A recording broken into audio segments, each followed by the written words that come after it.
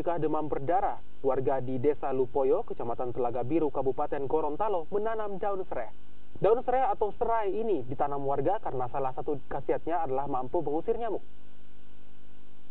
Beginilah cara warga di Desa Lupoyo, Kecamatan Telaga Biru, Gorontalo untuk mencegah penyakit demam berdarah. Mereka beramai-ramai menanam daun serai di depan rumah mereka dan di sisi jalan desa. Daun serai ditanam warga setelah petugas Puskesmas Kecamatan Telaga Biru melakukan sosialisasi terkait khasiat tanaman serai tahun lalu. Tahun 2015 hingga 2017, tak sedikit warga di desa ini terkena demam berdarah dan dilarikan ke rumah sakit. Namun, sejak lingkungan mereka ditanam daun serai, tidak ada lagi warga yang terkena penyakit demam berdarah. Selain mencegah dan mengusir nyamuk, daun serai juga digunakan warga untuk bumbu masakan. 5-4 kasus itu terjadi di Desa Lupoyo.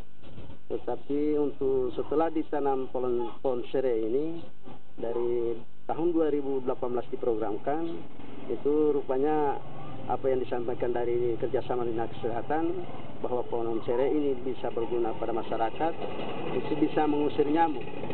Sehingga untuk kasus demam berdarah 2018 hampir tidak ada.